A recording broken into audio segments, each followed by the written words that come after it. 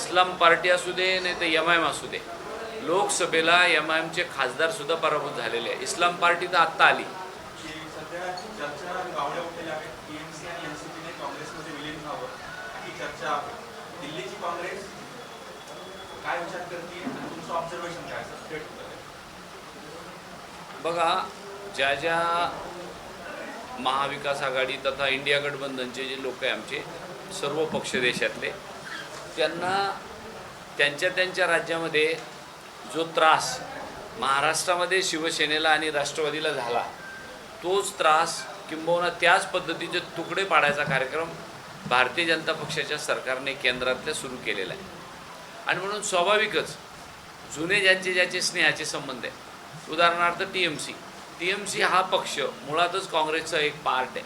कारण आदरणीय ममता बॅनर्जी ह्या काँग्रेसच्या कधी काळी फार मोठ्या नेत्या राहिलेल्या आहे, मंत्री राहिलेल्या आहे. त्यांनी त्यांच्या राज्यात पक्ष जेव्हा निर्माण केला आणि जेव्हा त्या मुख्यमंत्री झाल्या तेव्हासुद्धा समर्थन त्यांना काँग्रेसचंच होतं. त्याच्यामुळे त्यांना आपल्या पक्षात घेऊन जर आपल्याला सेक्युलर मतं आपल्याला कुठेही विभागू द्यायची नसतील तर आपण सगळेजण एकत्र आलो पाहिजे, ही साधारणपणाने दिल्लीतली सर्वांची चर्चा आहे. संजय राऊत आज म्हणाले की उद्धव ठाकरे आणि राज ठाकरे देशाचं नेतृत्व करावं, काय विचार? त्यांनी उद्धव ठाकरे साहेबांनी किंवा राज ठाकरे साहेबांनी देशाचं नेतृत्व करण्याबद्दल आमच्या मनामध्ये कुठलीही शंका नाही. शेवटी त्यांच्या पक्षाने देशभर आपल्या पक्षाची पाळेमुळं रोवायची का राज्यातच राहायचं, याच्यावरून त्यांनी निर्णय करायचा. मला त्यांचं विचारून कसं चालेल? आज तुमचा सकाळी रास्ता रोको झाला आहे. संजय शिरसाट म्हणताय की जेव्हा तुम्ही सत्तेत होते तेव्हा तुम्हाला शेतकरी प्रश्नांचा विसर पडला आणि तुम्ही आज रस्त्यावर आलेले आहे. त्याच्यावर माझं एवढंच उत्तर आहे की संजय शिरसाटांनी शेतकऱ्याच्या प्रश्नाबद्दल न बोललेलं बरं. साहेब, तुम्ही आज 2 नवीन अध्यक्ष दिलेले आहेत जिल्ह्याला आणि शहराला. सगळ्याच निवडणुका जर पाहिल्या तर आपण भुईसपाट झालेले आहोत. पुन्हा तो उत्साह आणि ते मतदार पुन्हा तुमच्या मागे वळण्यासाठी काय तुमचा ब्लूप्रिंट आहे? यापूर्वी काँग्रेसने अनेक स्थित्यांतरं पाहिलेली आहे. 78ला काँग्रेस झिरो झाली होती, पुन्हा एकदा उभरून आली. तीच परिस्थिती यावेळेला पुन्हा देशामध्ये आहे. परंतु त्यावेळेला काँग्रेसवर एवढे आरोप नव्हते जेवढे आज भारतीय जनता पक्षावर आहे, भारतीय जनता पक्षाच्या पंतप्रधानावर आहे. आणि म्हणून देशातली जागरूक जनता पुन्हा एकदा 2029ला पुन्हा एकदा निश्चितपणाने तो बदल घडून आणणार आहे. पण त्याच्यासाठी आमच्यातला जो संघटनात्मक बदल किंबहुना संघटनेमध्ये ताकद होतायचं काम आदरणीय प्रदेशाध्यक्ष हर्षवर्धन सपकाळ साहेबांनी आणि खारगे साहेबांनी सुरुवात केलेली आहे. वेगवेगळ्या राज्यामध्ये त्याचं चित्र दिसतंय. संघटन सर्जन अभियान या राज्यामध्ये राबवलं. त्याच्यानंतर या 2 अध्यक्षाची निवड या शहर आणि ग्रामीणमध्ये झालेली आहे. निश्चितच ही दोघंही किंबहुना आम्ही सगळीच काँग्रेसची नेते मंडळी शहर आणि ग्रामीणमध्ये याच्यामध्ये निश्चित उत्साह निर्माण करू, संघटनात्मक काम जोमाने करू आणि यानंतर काँग्रेस पुन्हा एकदा आपल्याला नव्याने उभरून आलेली दिसेल. इस्लाम पार्टी असू दे नाही तर एम असू दे, लोकसभेला एमआयएमचे खासदार सुद्धा पराभूत झालेले आहे. इस्लाम पार्टी तर आत्ता आली, त्यांच्याबद्दल मी न बोललेलं बरं. परंतु त्याही वेळेला त्या विचाराच्या मताने असं कोणाला वाटत असेल की एमआयएमला आणि इस्लाम पार्टीला मुस्लिम बांधव मतदान करतात, ही तुमची साफ चूक आहे. मी लोकसभेला उभा होतो, झाडून सगळ्या माझ्या मुस्लिम बांधवांनी किंबहुना सगळ्या समाज बांधवांनी संविधान वाचवण्याकरता मला मतदान केलं आहे. त्याच्यामुळं मतदाराला चांगलं कळतं कधी काय करावं. नाही, आम्हाला नाही, काय झालं त्याच्यामध्ये विभाजनाचा एक मोठा पार्ट आहे. सेक्युलर मताचं विभाजन करण्यामध्ये निश्चितच भारतीय जनता पक्ष यशस्वी झाला. किंबहुना वेगवेगळ्या लोकांना सगळ्या ठिकाणी उभं केलं आणि त्याच्यामुळे आमचे जे सेक्युलर मत आहे त्याचं विभाजन निश्चितच यावेळेला झालेलं आहे. ती जर त्यावेळेला जो काही लॅकोना ज्या काही दुरुस्त्या करायचं काम इथून पुढच्या काळात करावं लागेल ते निश्चितपणाने आम्ही करू.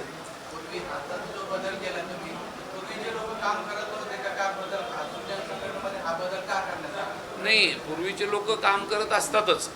त्या परिस्थितीमध्ये प्रत्येक नेता प्रत्येक अध्यक्ष काम करत असतो. परंतु दर 3 वर्षानंतर दर 5 वर्षानंतर प्रत्येक जिल्ह्याचा प्रतिनिधी किंबहुना अध्यक्ष हा बदलला जातो. तसा बदल केला आहे. मी जिल्हाध्यक्ष होतो, मलाही बदललं मागच्या कालखंडामध्ये.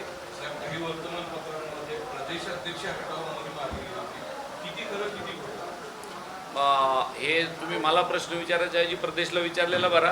पण तरीसुद्धा एक सांगतो, अशा प्रकारच्या वल्गना ह्या फक्त सोशल मीडियातच आहे. कुठल्याही प्रकारची अधिकृत माहिती ना तुम्हाला आहे ना आम्हाला आहे. सय्यद अकरम रिपीट केलंय तुम्ही, जेव्हा ते अध्यक्ष होते तेव्हा काँग्रेसची सत्ता होती, आता तगडा आव्हान आहे, 74 सगळी समीकरणं बदलली झाले. सय्यद अकरमच का निवडावे वाटतं?